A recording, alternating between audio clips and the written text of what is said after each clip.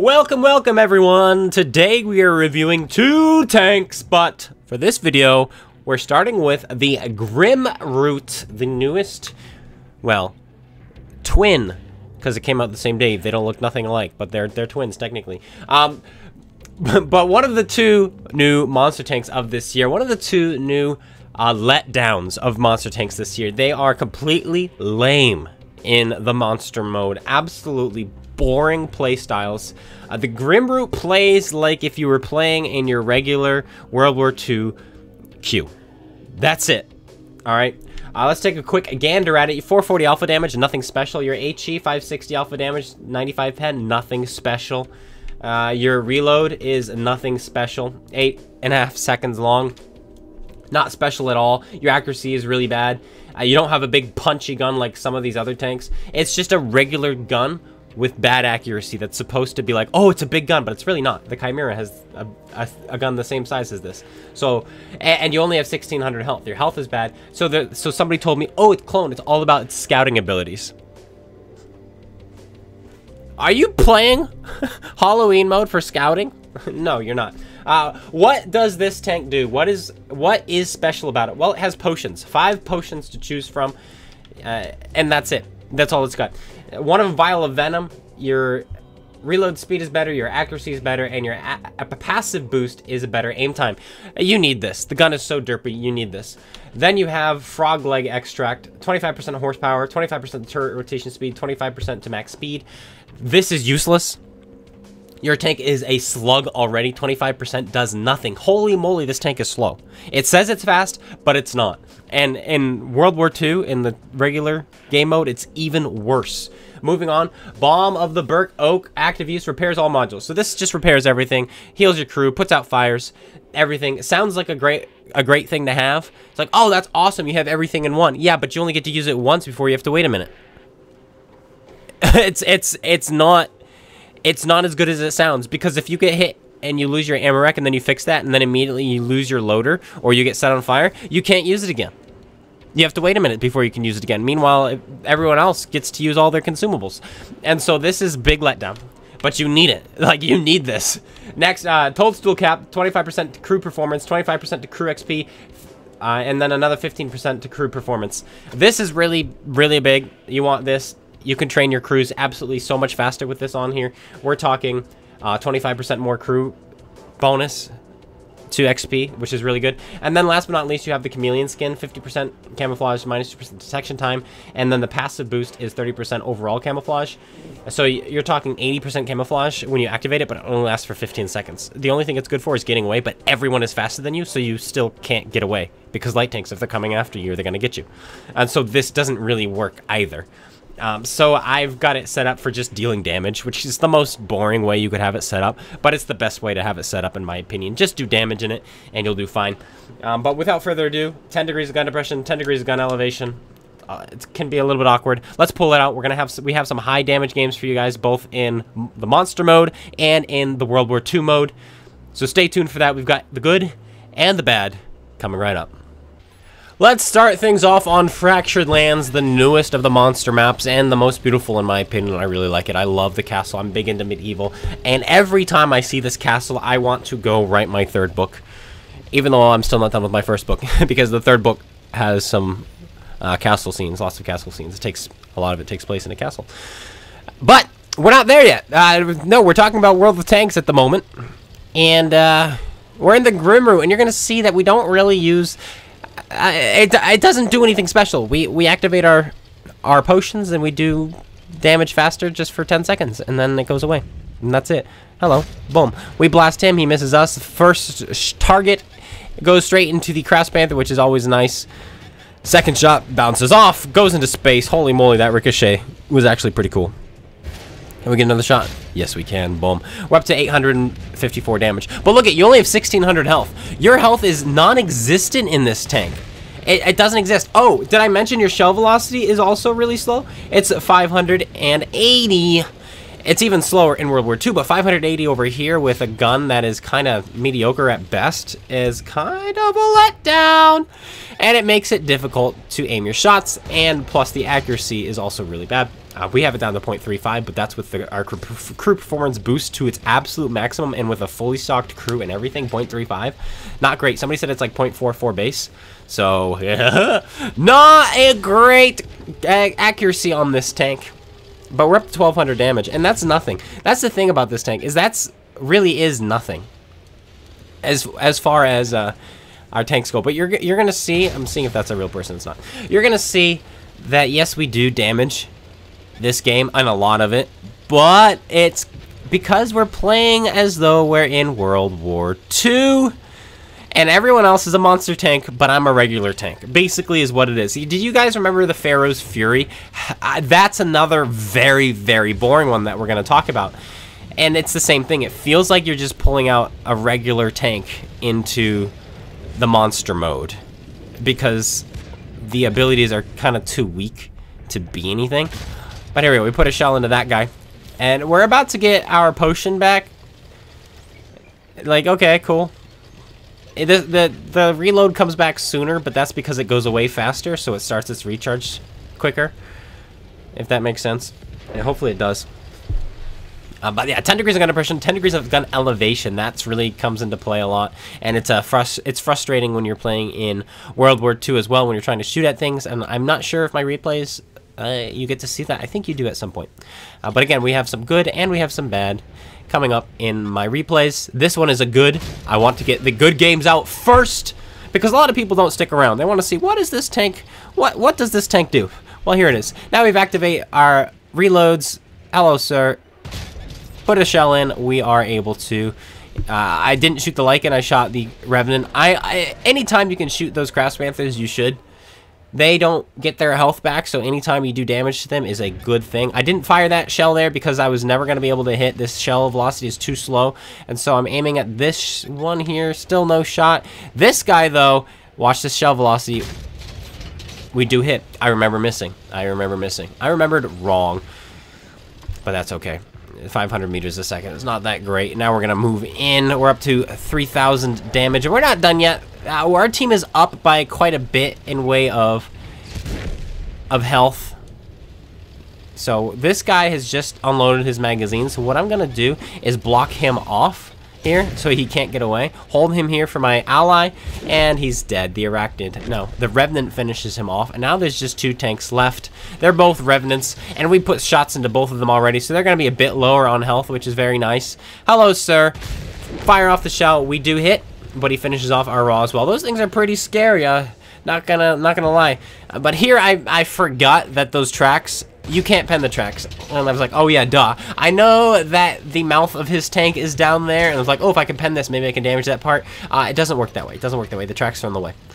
But yeah, he misses his shot. We're going to go right in. I do have a little bit of armor, and I'm low profile. We put that shell to his gun mantlet like you're supposed to. It bounces off, unfortunately. And so now I'm getting close so he can't get his gun down. Now I'm pulling back. This is the weak spot there, too. Put it in. 450 damage done. Can we do any more damage this game? We're just fighting by ourselves. My other guys are fighting elsewhere. Now we've got a faster reload. Boom. We bounce off. Doesn't matter. We've got a 5-6 second reload now. We're back here. The easy shot is there. Weak spot. Kaboom. He's dead. Out of the game. And yeah, no, we played it like we were playing in World War II. That is the Grimroot. But I wanted to show this as well because we made 97,000 experience. You will not make more experience in this game than if you are playing this tank. We had a ×10 going, and that's because of the bonus it has with the potions as well. And I do also have the crew skill, Jack of all trades. So this crew is trading nice and quickly. Almost 100,000 experience for my crew. That was the good. And now this is the bad. We have a monster game in this tank, but you're going to see that without any special abilities, it just cannot carry. We're fighting tanks that can heal. And specifically, we're going to fight a dragon in this game mode, and we're going to get him down to a one-shot like twice in this game. And he just leaves, drives off, heals up, comes back.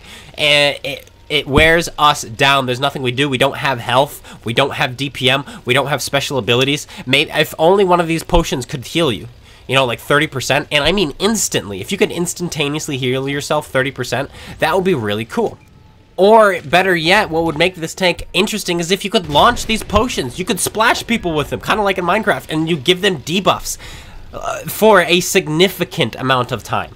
And I'm not talking about 10 seconds. I'm talking about like 20 seconds, 30 seconds even, where now their damage they put out is halved. And so you're this tiny little tank with not much health, but you're doing all these debuffs. Then their penetration is halved. Their speed is halved. You have 5 potions to choose from, and you splash them onto people. That would be so much fun. And they dropped the ball.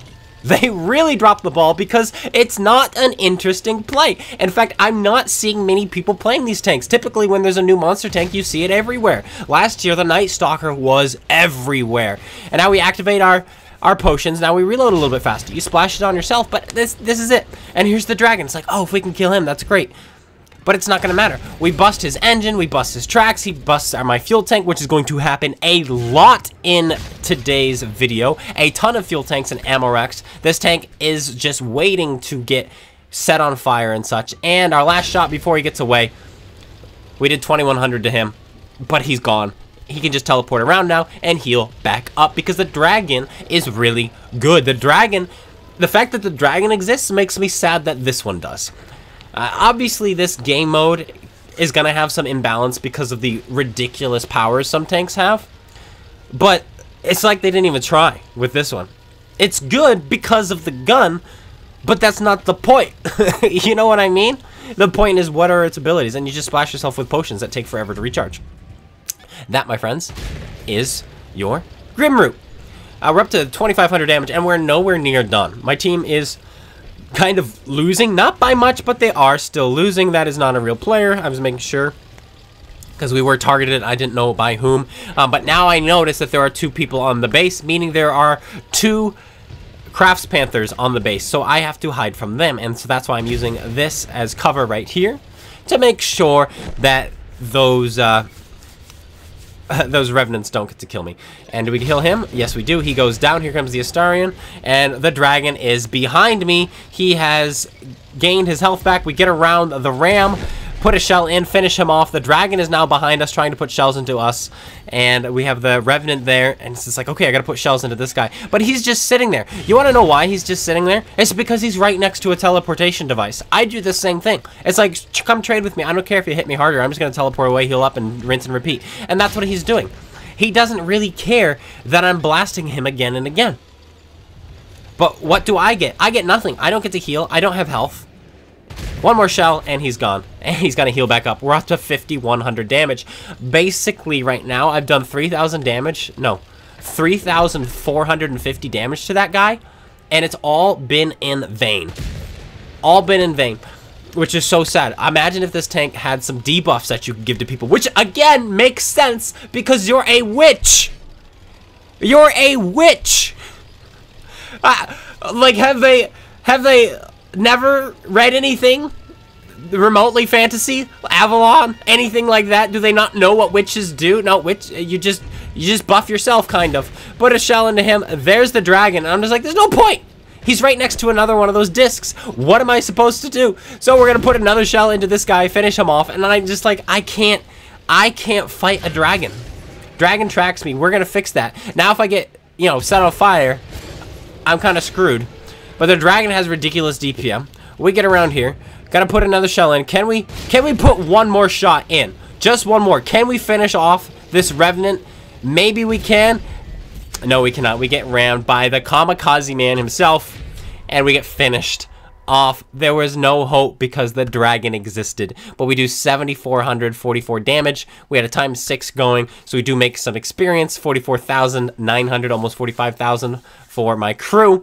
And their dragon did nothing. All he did was heal back up and be a nuisance to me.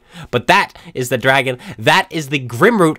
That's what you do with it in the monster mode. It doesn't really have much going for it. It's not very special. You can do a lot of damage because of the gun, but that's boring. How about an ace tanker in World War II? Let's step things up from the monster mode. Monster mode will end, so is this tank worth it to buy if you want to continue to play it? Well, maybe. In the top right, you're going to see my crew skills and my equipment flashing if you want to take notes as to what I am running.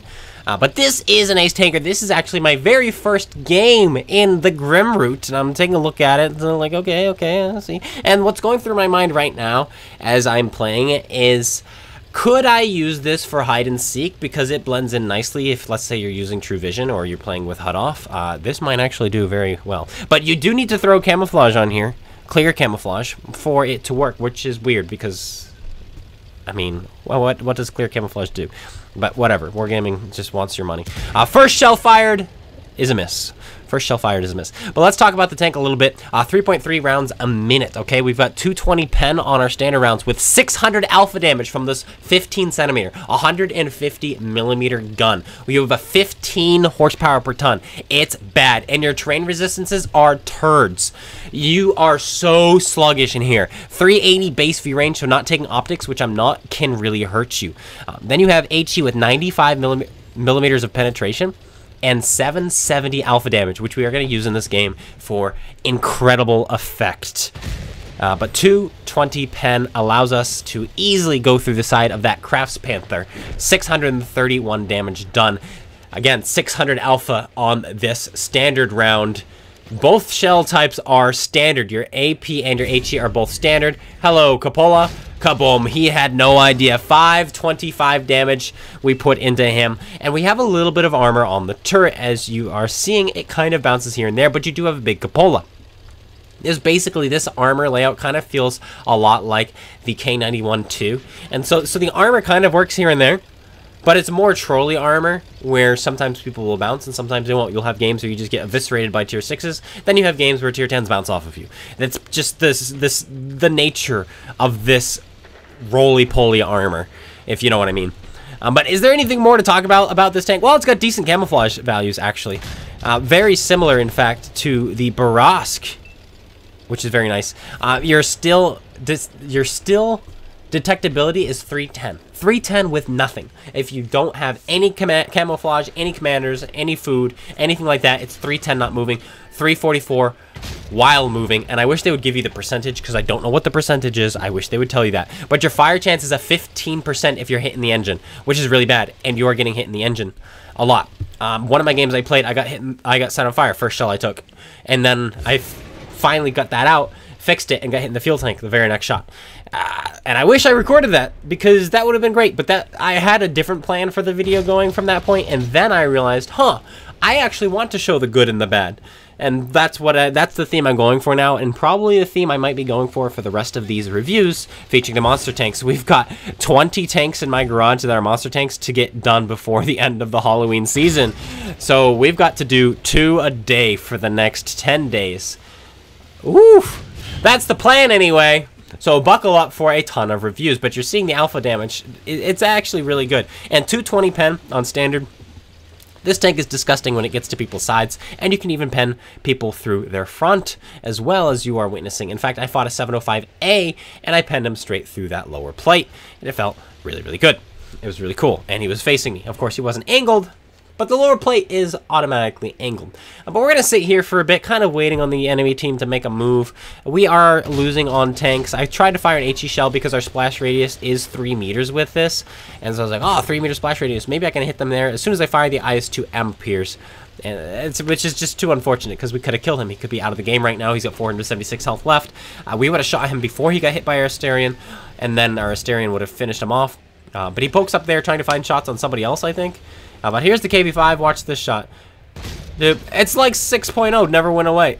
We put it into the cupola of that guy. We got RNG. There is a slight chance when you fire your gun that it will end up at the center of your circle. That is an actual roll the game takes into account. And so it's always worth it to fire. If you can do so safely, may as well take the shot and see what happens. And we got lucky there. Now everyone over here is at 1 shot from me, so I'm moving in. It's like, yum, yum, yum. Who's going to die first? Well, obviously, it's going to be this KB5. There he is. Hello, sir. Aim at that nice little weak spot. We miss. We hit him in the upper plate, but we're looking down at him, so we go in and penetrate him anyway. We're up to 3,000 damage, and we're not done yet. There is an SFAC and an ISU on the enemy team, and another Dragon along with this Dragon in front of us. Got to be careful. There's the ISU. He can one-shot us. We have 751 health. All he has to do is roll 1 above average, and we're dead. Don't want to get spotted because there's an SFAC as well, and nobody likes an SFAC. Don't worry, we've got a satisfying end for that SFAC. I'm loading up HE now for this dragon because I can hit him anywhere and he'll die. So poking up here to try to get the spot on him. There he is. What? How did we get the spotting assist for that? We couldn't have been proxying him because he didn't proxy us. That right there is a broken mechanic, whatever just happened. We got the spot assist on him. He's on the other side of the building. I could not see him. How did that happen? Someone in the comments, please explain. If you have a World of Tanks scientific explanation, you understand the mechanics or how that happened, I would love to hear it. Otherwise, I believe that was a bug because we had no line of sight on him. Therefore, the only way I would have been spotting him is if I was proxy spotting him, which means he would have been spotting me in return, which he wasn't. So that was some kind of bug. Go back, watch it again if you need to, because I watched it again and again, and I was like, wait, I thought maybe I got a glimpse of him at one point. No, I did not. He was on the other side of the building and the ridge. It was impossible for me to actually see him. But now we move up because he died. Take this bush. It's a nice bush. We spot the ISU and we spot this heavy tank. I'm going to try it again, but from a different bush because I know that SFAC is looking and I don't want him to blind fire me, guys. Don't just poke up into the same bush again if you can help it. Sometimes you have to. You're like, well, I kind of have to because I want to get these spots again and hope that nobody shoots me. But if you can and you have the opportunity to, if you're going to spot again, jump into another bush. And that's what I've done. That way if he blind fires the other bush, he'll miss me. But maybe he's pseudo and he's going to blind fire this bush because he knows he's not going to poke up in the same bush again. Who knows? Who knows? But that's beside the point. I'm like, this isn't going to work. Those guys won't spot me as long as I'm to the right of this ridge. So that's my next plan. I'm going to move up. And here's the speed coming in clutch. Just kidding. It's really, really sluggish. We're going 45. This thing is supposed to go 63. It does not. It is so slow. Holy moly. We don't spot them through there. And so I'm safe now here, even if I get spotted. And we do get spotted, but we have all this cover now. So we're going to keep driving. There's the dragon. He kills off my creature, but now he's spotted. He doesn't have a shot on me because I'm below him, and because he also just fired. There's the Wraith. He also doesn't have a shot on me, and I'm hoping my two medium tanks will start putting shells in because they've been sitting in the back of the map the entire time, and they actually do start putting in effective fire, which is fantastic. There we go. There's the first shot from them. There's another shell from another, and right up here we're going to spot somebody. I load up my HE, snap it off, and we miss, but my medium tanks are putting in effective fire as well. They get the fire. This Scorpion is like, I gotta kill the clone guy. No, he dies. Wraith finishes him off. He's dead. Out of the game. And we're up to 1,200 assist damage on top of our 3,600 regular damage. But watch this. This is the most satisfying moment of the game. Hello, SFAC. Kadoosh! We put an HE shell straight into his face. 787 rolling high. We have 770 alpha damage. So the Wargaming gods blessed us with a bit of RNG there. There's a Crafts Panthers. Hello, sir. Prepare to get lit up by my team. There's the Wraith. Also get lit up by my team. Where is the Dragon? I'm realizing I think the Dragon is going to try to get behind and around me because he's not spotted yet. But I'm going to poke up here one last time anyway. Crafts Panther goes down. We get his entire health. All right, we get spotted there. Time to pull back and get ready to watch how slowly this tank turns. There is the Dragon. There's my gun elevation. Can't get it on him, so I have to pull forward. And kaboosh! HE shell into the side of his tank. 717, finishing him off. We're up to 5,169 damage, 2,600 assist damage. And I should not have gone up and over this, but it's just in case the ISU had a shot. I wanted some kind of height advantage on him, so I could pull back and have gun depression, whatever I needed to do, but he's not there. There's the ISU. He's still in that crevice there in the trench, the train trench, and he's a one-shot for us. We're going to load an HE shell here, I think, because I want to see if I can smack them both. They're not close enough, and one of them gets finished off, so we're going to finish off the T-54E2. Anyway, killing him off. 5 kills, 5,200 damage, was it? I believe it was.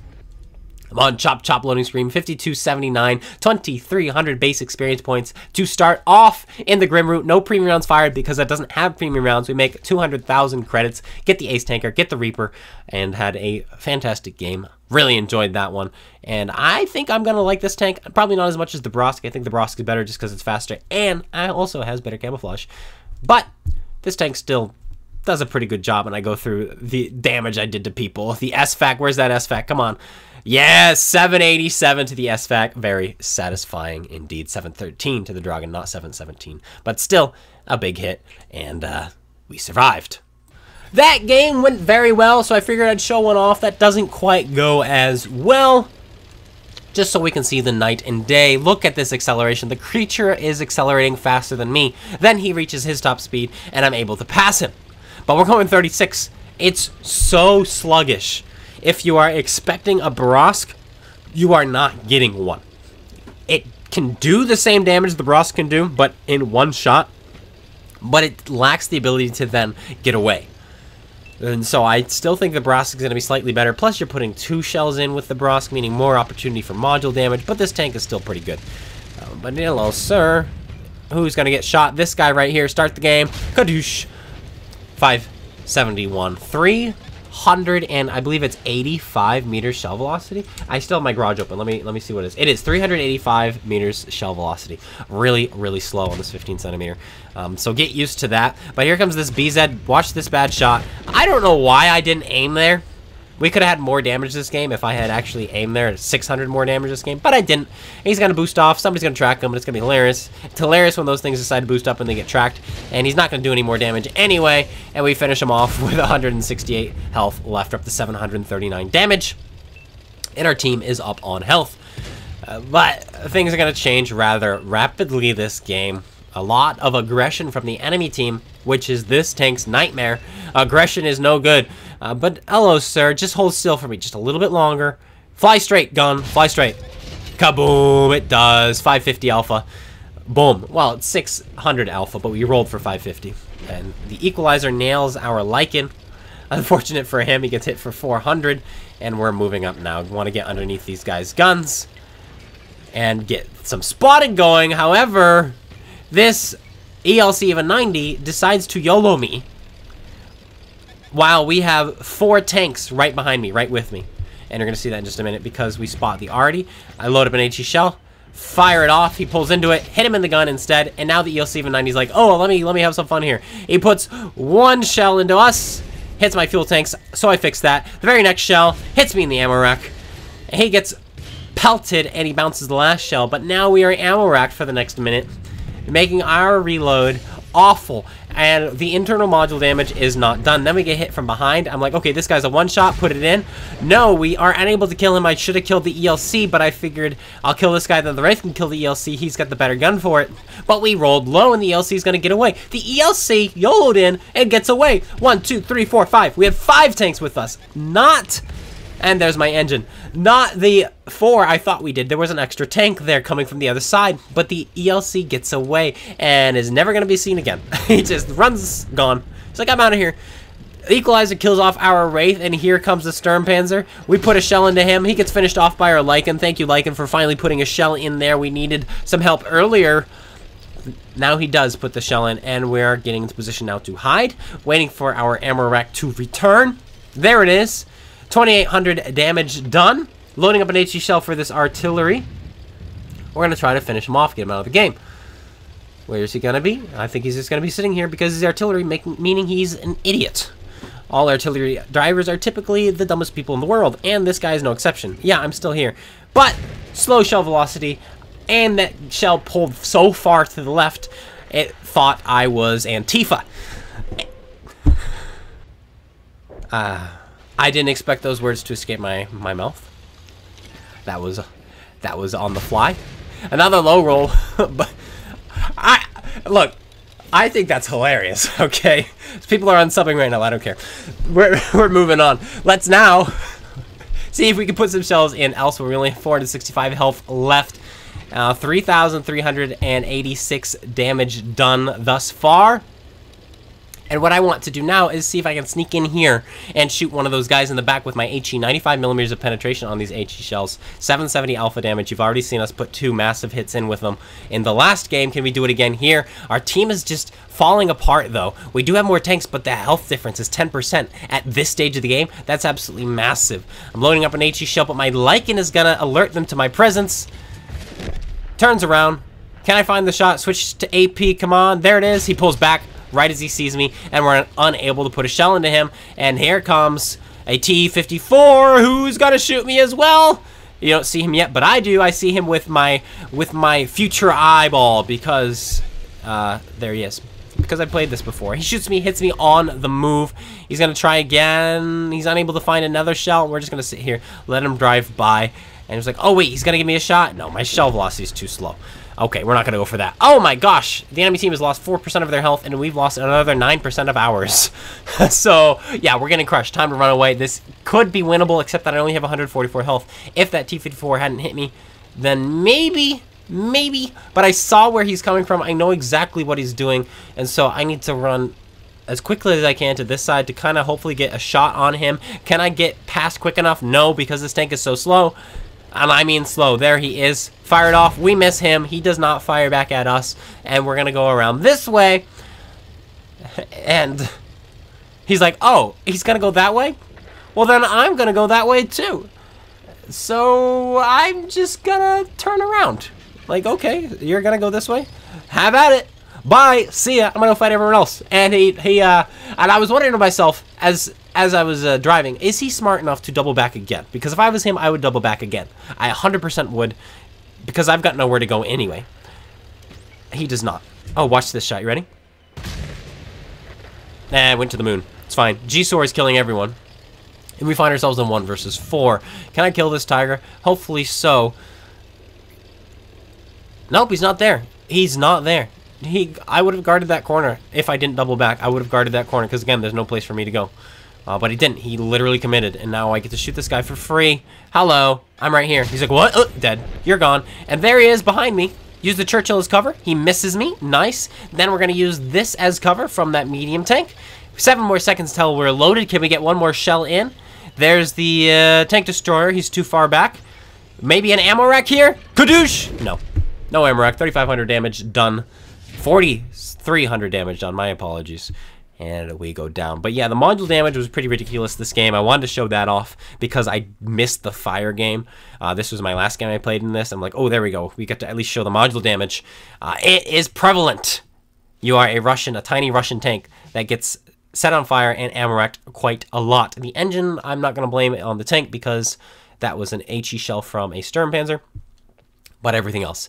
But that is the Grimroot, guys. A full breakdown of the tank. You got to see it do well and not so well, both in the monster mode and in World War II. I hope you guys enjoyed. If you did, slap that like button, comment, and subscribe. Let me know your thoughts on the Grimroot if you have one yourself and if you'll be picking one up or not. And I'll be seeing you all later. Personally, I think for World War II it's going to be quite fun, but it is sluggish and definitely not a Brosk. As far as with a monster mode, I think it's boring as heck. I don't know why the potions you can only splash on yourself. I think you should have debuff potions that you can splash on others. That would make a world of difference. But I'll be seeing you guys all later. Take care, everyone, and peace out.